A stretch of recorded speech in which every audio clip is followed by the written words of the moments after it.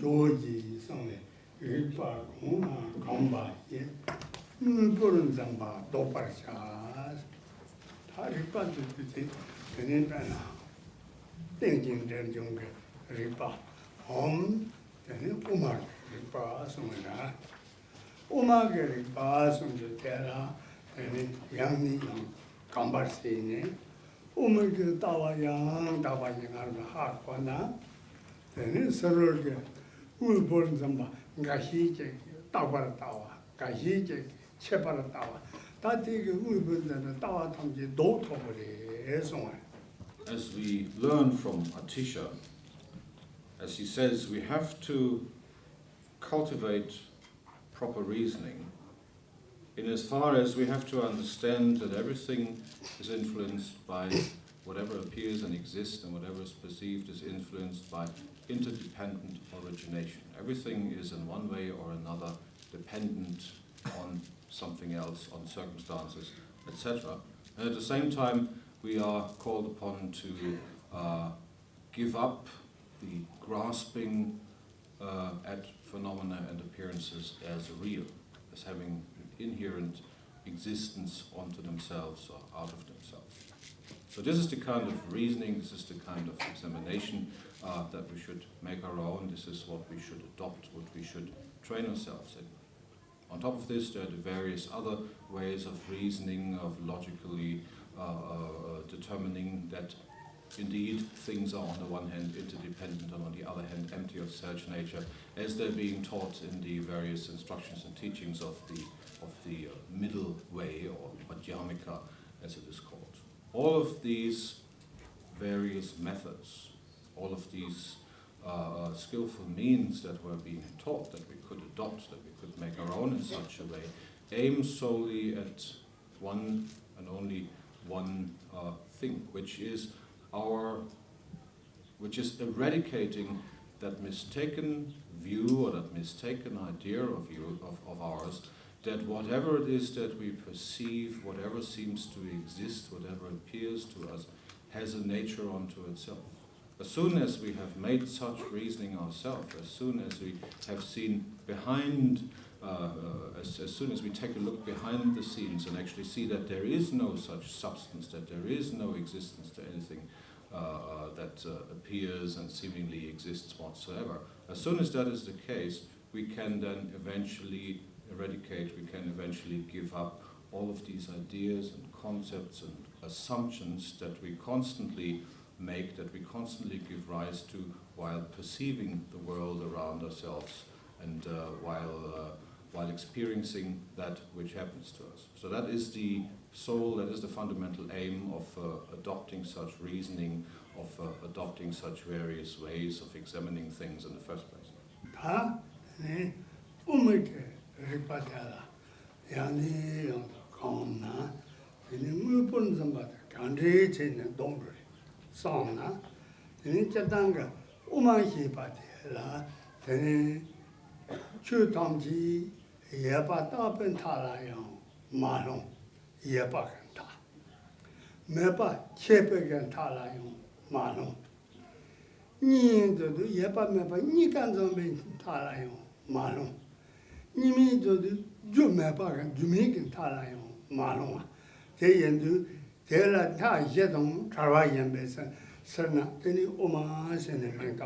Now, as Atisha very clearly points out, or as he very clearly advises us, we are to adopt a view which allows us to understand that there is no inherent reality to whatever we perceive, to whatever seems to exist so solidly around ourselves. And as we've heard before, and also many other times, one of these views that allows us to understand this is called the middle way, or Madhyamaka, or Madhyamaka.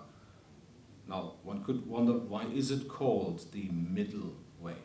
What makes it a middle way as opposed to something else? It's called that because it allows us to eradicate either of 4 different types of habitual way of viewing things as we usually do. Either in our daily lives, whatever it is that we perceive, whatever it is that we experience, we either believe something to be truly there, or we believe it to be truly not there. So we think something has at least a certain permanent existence before it then possibly vanishes into a certain permanent non-existence. However, if we were to think about this, then we would also come to conclude that something cannot either be truly permanent existent or permanently non-existent. Therefore, we could possibly conclude that it is a little of both, or it is a little of neither. It is, as we could possibly reason, it is not altogether existent out of itself, but it is also not altogether non-existent. Or we could reason that while it is not entirely existent at the same time, it is also not entirely non-existent. Either of these four extreme views, or these four aspects of various ways of looking at things, none of these have any reality unto themselves. None of them are true. None of them have any validity. And this is exactly what we come to discover when we reason according to the reasoning, to the logic of Madhyamaka. And therefore, because Madhyamaka doesn't subscribe to any of these four extreme ends of ways of viewing things, therefore it is called a middle way, the middle path, because it is situated right in between all of these. It does neither assert nor does completely negate any of these. Umanga sega mote ta de tab mandrawa yore te matonge samgin ilu gambandala songare. We hear of these various ways of reasoning, these various skillful means of finding out how things truly are, which is called Uma in Tibetan, or Madhyamaka, which means the middle.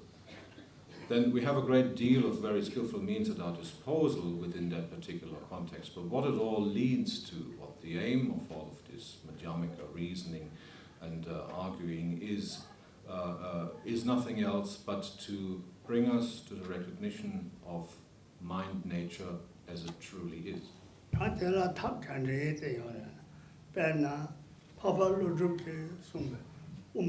Sherab. Then Dharma Umandupa. Then Lidinji, Pentata Lidinji, Uma Yibjapa. Then Kambombo Satus Uma Umajin. What then Dawaka then Sik Mandrawa, Ripa Mandrawa, Dhamma Mandrawa, Momotain, yes. Now, when it comes to the teachings of this middle path, of this Madhyamaka, there are a great many different teachings which explain all of the various skillful means which can be adopted and which can be employed in order to learn how to see, how to discern how things truly are. Of course, the first and foremost of them is the root text, which was composed by the great Nagarjuna himself, which is roughly called the wisdom or the intelligence of the middle path, which is the Mula Madhyamaka Karika. Then there is the great commentary upon this initial work by Nagarjuna, which is composed by the great magician Chandrakirti, which is the entering upon the middle path, known as the Madhyamaka Avatara.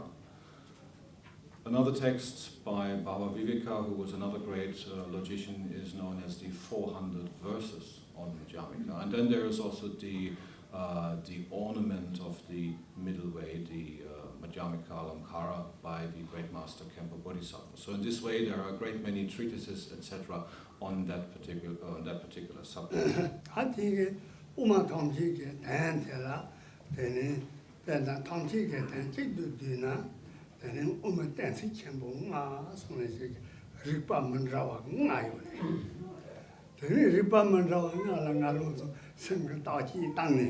I can't do Ripa Tambuti, then I can't do Ripa nipa de la country to Yawanga country to I don't know. A young book about the Peshala Da. And it is Chidana, Dagi Dang. Then it's Zena. Then he chew Tonki, the guns of them we chew the Tonki, the Demba Madrupa. Some of that Demba Madrupa, Rindo, Samba, that you could then a Pablo. However this may be, however many treatises on Madhyamaka there are, what it all boils down to, so to speak, is to come to 5 conclusions, one after the other. We could examine, according to the first set of instruction, how things, how phenomena and appearances truly are. We could conclude they are such and such. We would then progress to the next set of instructions and examine again accordingly and come to the second, third, fourth and fifth conclusion. What all of this eventually leads to, once we have gone through all of this reasoning, once we have familiarized ourselves with the various ways of examination and so forth, is to come to understand that which we call conventional reality, which is in accord with the world of phenomena and appearances as it truly seems to us, as we perceive it. But all of this is free of any inherent self-nature, that there is no self-nature, no substance, nothing whatsoever to any of this, while at the same time it still keeps appearing as it does.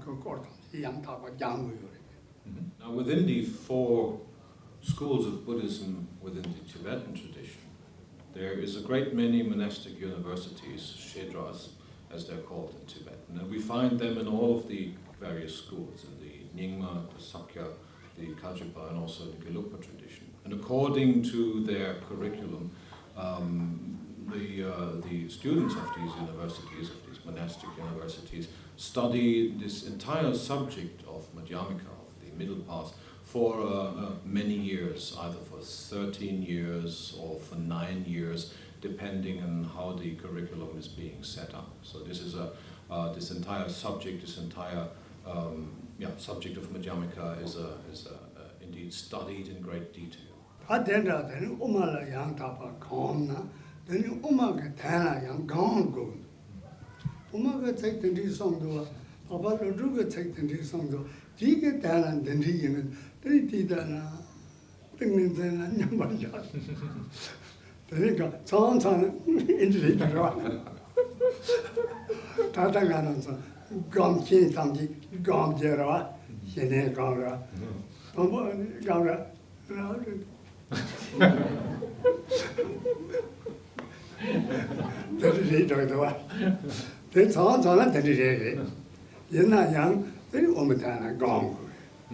So no matter whether someone studies Madhyamaka for 13 years or for 9 years or whatever other curriculum you might possibly follow in the course of the study of Madhyamaka, what it all boils down to in the end is that then, after a while of study, you have to familiarize yourself with Madhyamaka, the view of Madhyamaka, the validity of Madhyamaka by way of practice. You have to directly experience all of these assertions, to experience them for yourself as being truly valid, which is also what Nagarjuna himself says when he points out that what all of this boils down to is that you have to establish experience. And so it happens that sometimes great meditators in their mountain retreats, they sit there with a straight back, staring straight ahead and making a really good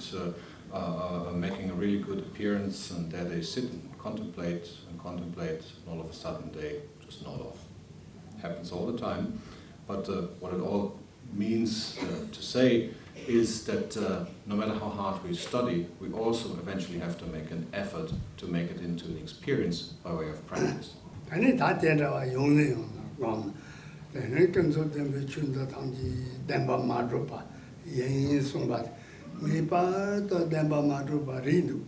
then I was having young Tobri.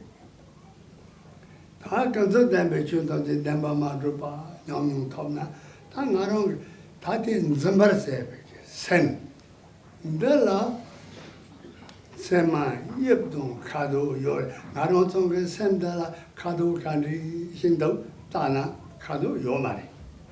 Naronton, Sendala, and Seni, Country, Hindo, Tana, Yon Seni, Yomari. Naronton, Senda, Yip, Country, Hindo, Taji, Tana, Yip, Yomari. That didn't young, non Zembic, Semla, then Demba Madrupa. Studying, examining, and reasoning in this way is all very well. And it will eventually lead to the intellectual understanding that indeed appearances and phenomena, this entire world around ourselves, which seems oh so solid, etc., is free of any self-nature, that there is no substance to anything of this whatsoever. Well, that's all nice and well, but as long as we have grasped this only intellectually, it is not yet a true experience. Now, how do we truly experience that this actually truly is the case? We can only experience it by way of practice. And when sitting down to actually practice, to make that all of these intellectual assumptions and conclusions into an experience, what is it that we examine then? So far we have examined the existence or non-existence of the outer world and all of its appearances. Now we sit down to examine that consciousness, that mind, which constantly assumes that all things have an existence, that things are truly solid, that things are truly existent. And once we have sufficiently examined that mind itself, we invariably will come to the same conclusion. We could, for instance, examine this consciousness or mind as to whether or not it has a particular color.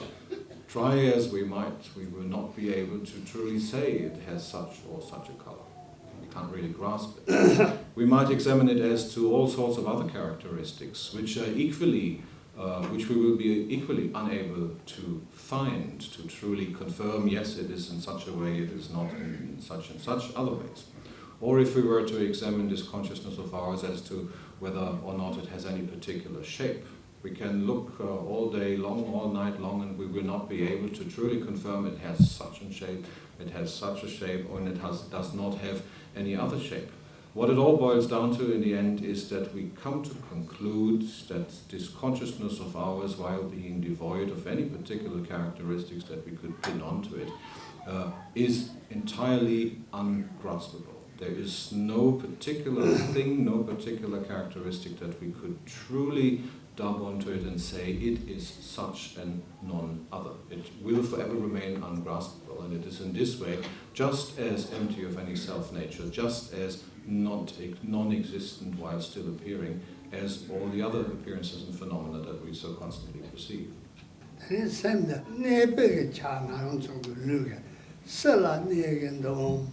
Nang negen do, ya jiu zu ge cha la negen do, gong ben te la ma negen do, dao ji dang na, ni san de san zan yu ma le, bian da wa yi ya na, ni ge cha la kap ji zong na, sen den de na ni bu zong da yu le. Yang gang ben te da na kap ji zong, ya sen de gang ben te ni bu zong da yu le. De ni si yu le yu ma le. Yepa mai, yalwe chang ma zik suwa. Senda la yebdong kado ni peke yala, tenda yo mari, te meba te songji ke ma zik wari, te yo mari. Now if we were to examine further, having determined that this consciousness of ours has neither shape nor color, we could examine it as to whether or not it has any particular place of residence, either outside or inside of our bodies. If we were to examine whether or not it's outside, we could search long and far and wide and we would not find it. So we could very quickly conclude it does indeed not exist outside of our bodies. Now that leaves us with the assumption at least that therefore it must be inside our body. But where does it reside within inside our body? Does it reside in the upper part, or the lower part, in the limbs, or wherever might it be?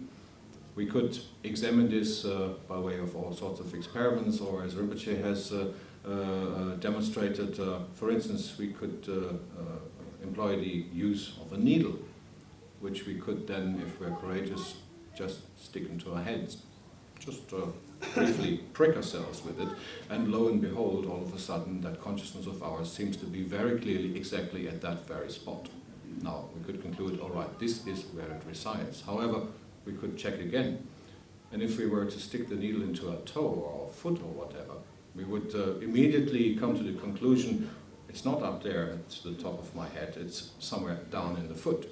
If we were to continue with this examination, wherever we would stick the needle, we would invariably find that consciousness right there and then at this particular moment, which only would lead us to the conclusion that that being the case, and this consciousness seemingly being able to move around very quickly, we could conclude that actually it does not have any particular place of residence within our body.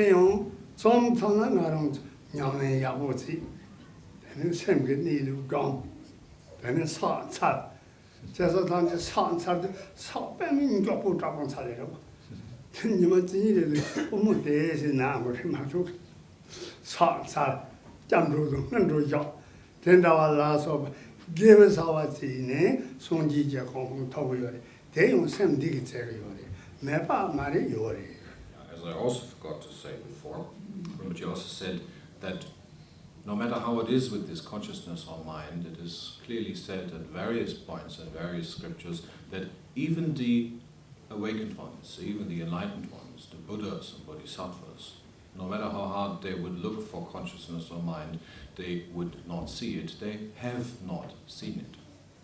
Now, that being the case, we could conclude, okay, we can't see it, it has no shape, it has no form, it has no particular place of residence.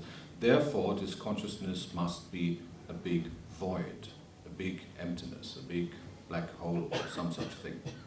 But that's not either the case, because clearly this consciousness or mind of ours is the very basis for everything that appears both within samsara as well as within nirvana.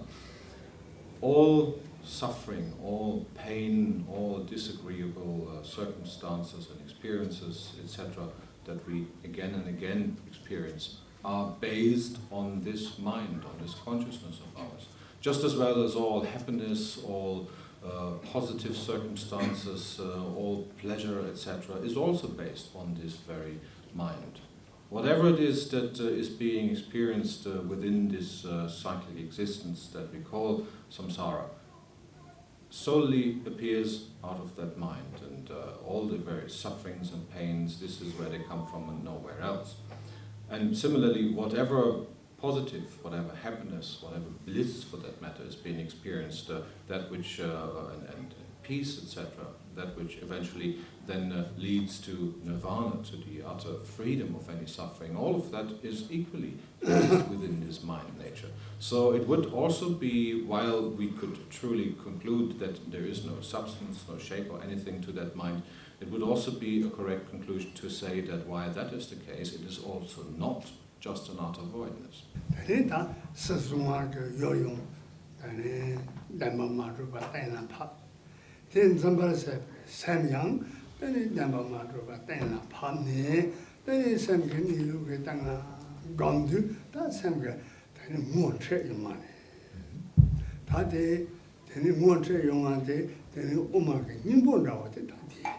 I keep forgetting stuff, but I also keep remembering it. Rinpoche also said before that this very mind or consciousness of ours is that which allows us to accumulate merit in the first place. For instance, if we were to practice preliminaries if we were to practice prostrations, etc., and if we were to do so in a very diligent way, and then the next day our knees would hurt, etc., and so forth. All of this is possible in the first place only on the basis of there being such a consciousness, there being such a mind, even though we can just not pinpoint it.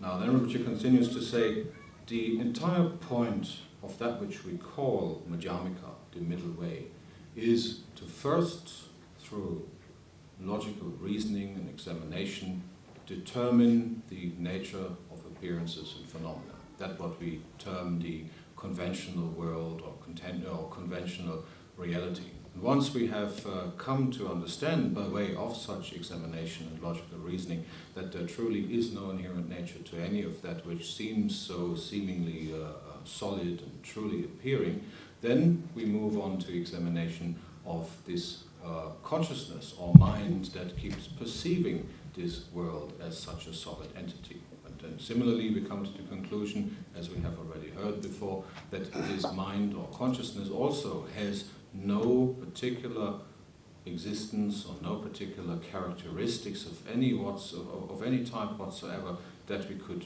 truly label onto it. That is the sole point of the entire reasoning, the various ways of examination and practicing according to the middle way or Madhyamaka.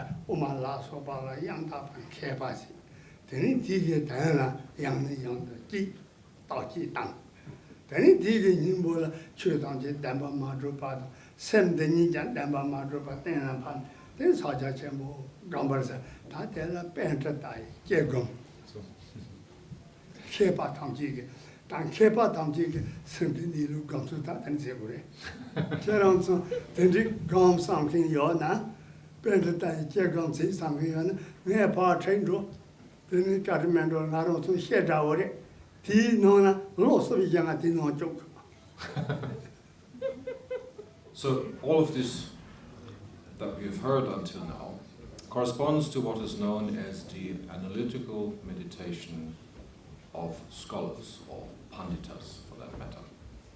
This very way of reasoning in a logical way, of analyzing in a logical way, coming to a conclusion which leads to a further conclusion, until we have not only concluded that outer appearances and phenomena have no true existence, but until we have also found out that mind and consciousness, the examining, perceiving consciousness, does not truly exist.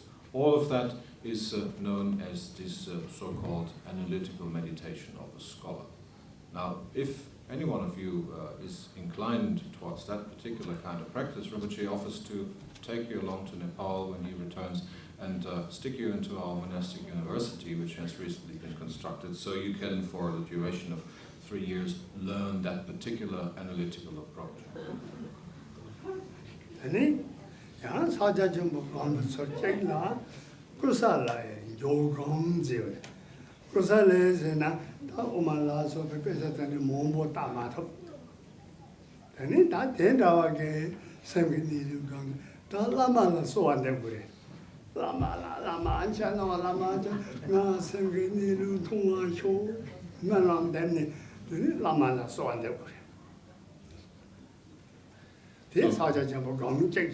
Now, on the other hand, if you're not so inclined to sit down for years and study all the scriptures and then go about in a logical way, reasoning your way out of all of this misery until you have, by way of logical reasoning and understanding, come to the conclusion how things are, then there is also the type of experiential meditation of, as it is literally called, a kusala, which means a somewhat more simple-minded, or somewhat more simply inclined person.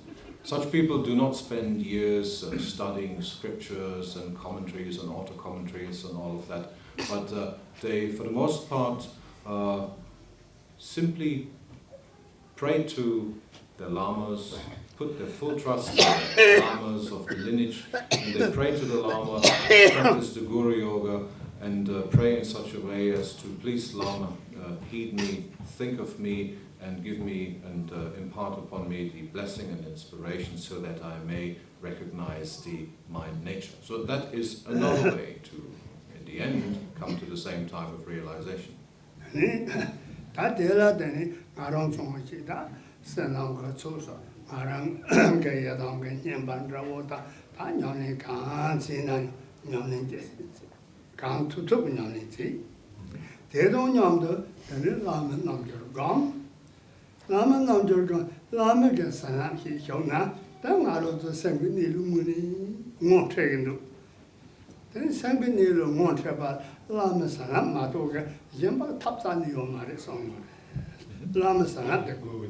When practicing according to this particular method, it would be customary to practice the development and perfection process meditations of any given or any chosen yidam deity, mantra repetitions, etc. And to again and again combine that sort of practice with the one or other sort of Guruyoga practice. Because, let's face it, when it comes down to it, in the end, without the blessing and inspiration of the Lama, recognition of mind nature is just not possible.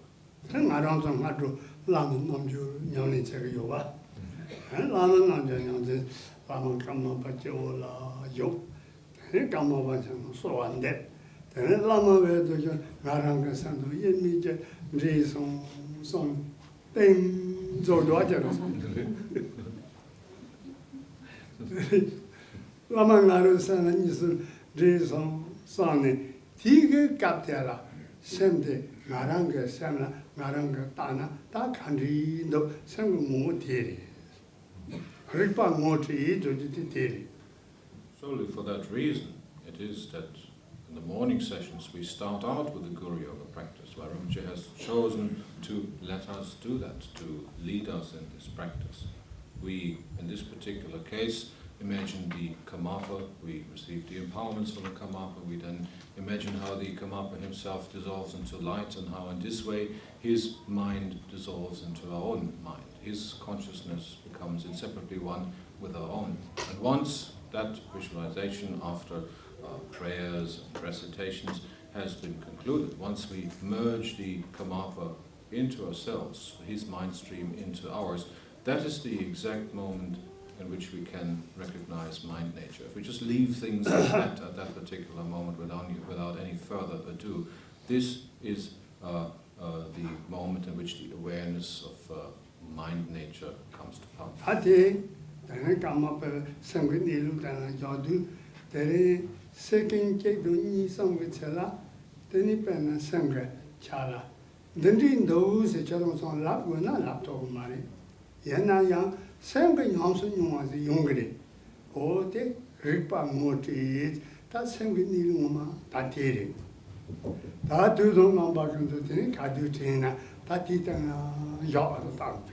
Now, after we have in this way merged the mind stream of the Karmapa with our own, for a second or two or three, we just rest in that.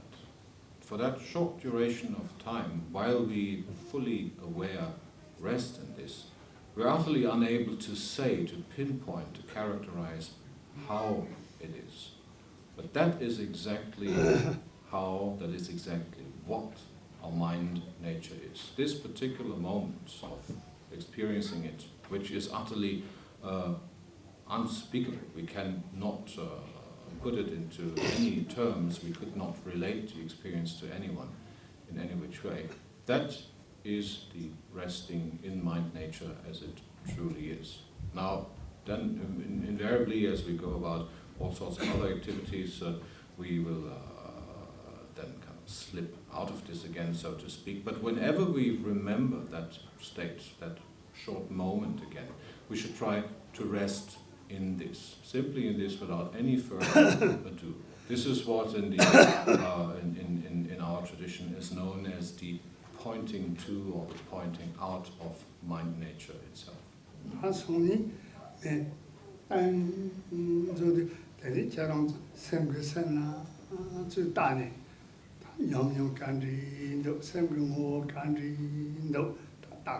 So when tomorrow then that moment has come again, and Rinpoche then finally rings the gong, At that moment, simply look at what it is that you experience. Simply see how that experience is. That is mind or consciousness looking at itself. Any try on the daisy try.